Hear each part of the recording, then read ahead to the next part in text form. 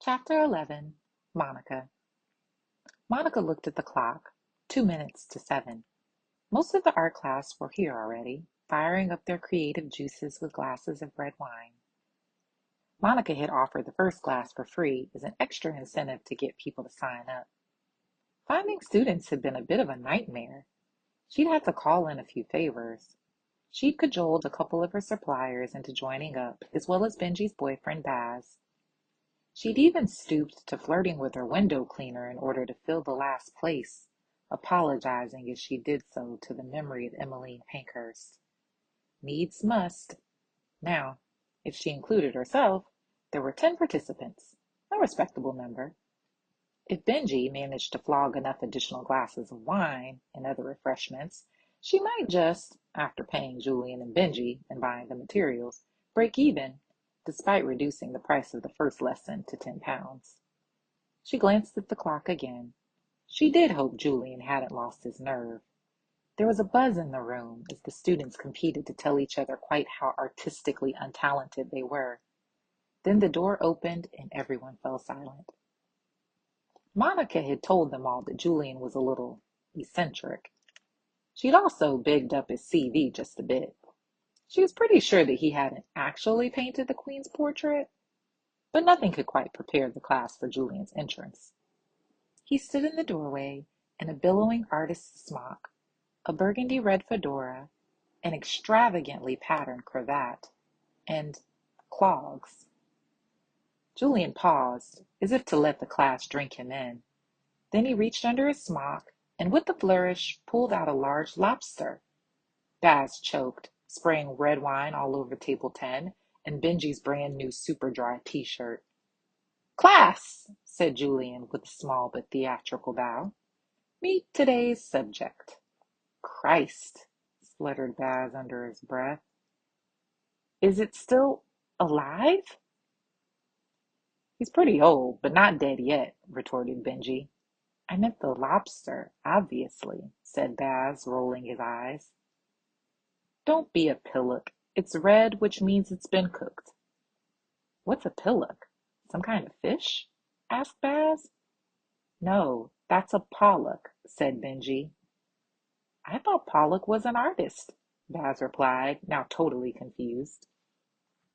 Benji and Baz were both sitting on the same armchair, as there hadn't been enough smaller chairs to go around. Baz was on the cushion, and Benji was perched on one of the arms. They were both in their mid-20s, had names that fitted together in a pleasingly lyrical, alliterative fashion, but physically they were complete opposites. Benji was a red-headed Scot who, on a bad hair day and facing into the wind, looked like you'd imagine Tintin would if he'd grown up and reached 6 foot tall. Baz, of Chinese heritage, was short, dark, and wiry. Baz's parents ran the Chinese restaurant, which had been opened by his grandparents opposite the Broadway, and all 3 generations lived in the apartment above the shop. Baz's grandmother was constantly on the lookout for a nice girl for her grandson, who would eventually take over the busy kitchen. Monica had arranged the smaller cafe tables into a circle, with a larger table in the middle. Julian placed the lobster ceremoniously on a hastily produced platter on the central table, then handed round the sketching paper, boards, and a selection of pencils and erasers. My name, said Julian, is Julian Jessup, and this handsome crustacean is called Larry. He gave his life so that you could be inspired. Don't let him have died in vain. His hard stare swept round the open-mouthed class. We are going to sketch him. It doesn't matter whether you have any experience or not. Just give it a go. I'll wander around and help. We're sticking to pencil this week. Drawing, you see, is to art what grammar is to literature. Monica felt a little more comfortable. She loved grammar. Next week, we can move on to charcoal or pastel, then eventually watercolors. Julian waved his arm extravagantly, causing the sleeve of his smock to billow like the wing of a giant albatross. Monica's sheet of paper was blown off her table by the resulting draft. Off you go! Be bold, be brave, but above all, be yourselves. Monica couldn't remember the last time 2 hours had passed so quickly.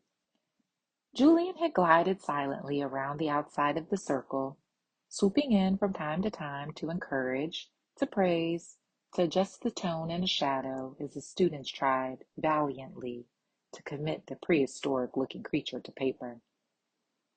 Monica felt relatively happy with the proportions of her Larry.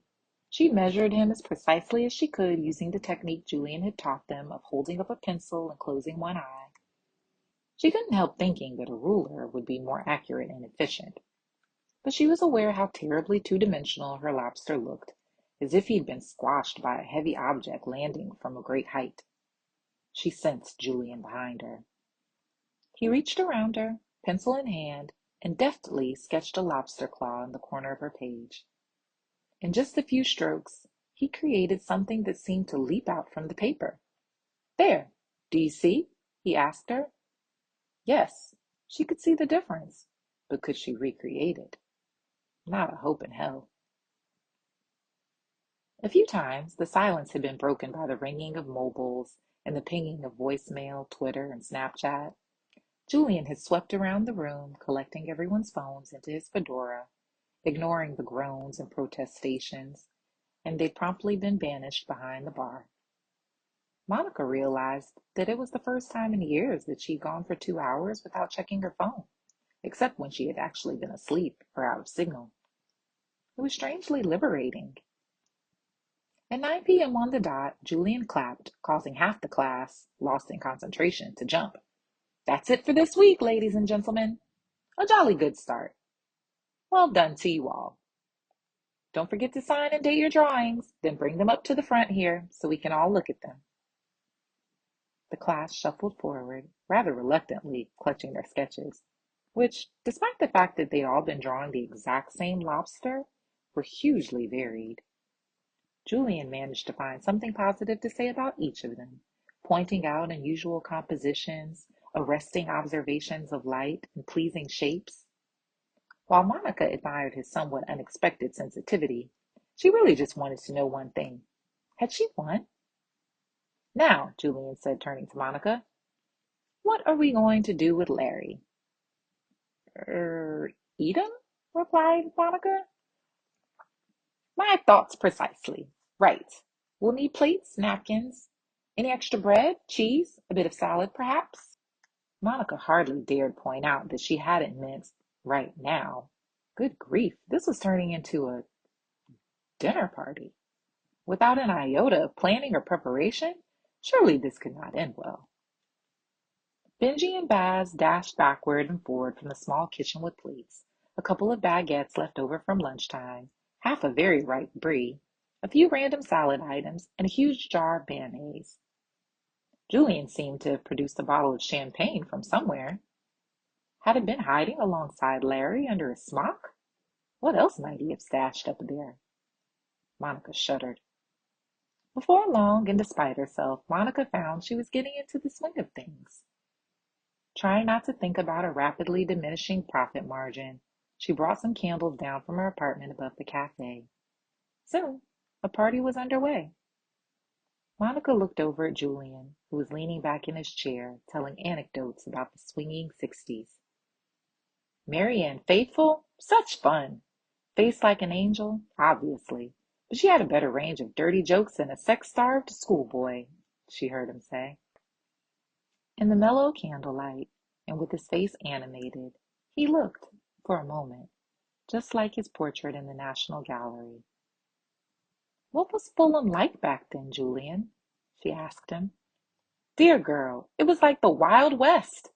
I was just on the border with Chelsea, and many of my friends would refuse to venture any farther in. It was very grubby and industrial and poor. My parents were horrified and never came to visit. They were only happy in Mayfair, Kensington, and the home counties. But we loved it. We all looked out for each other." "To Larry!" he cried, raising his glass of champagne. "And, of course, to Monica," he added, as he looked over at her and smiled. "Talking of which, everyone stick a tenner in my hat for the dinner. We don't want her out of pocket." And at that, Monica smiled too.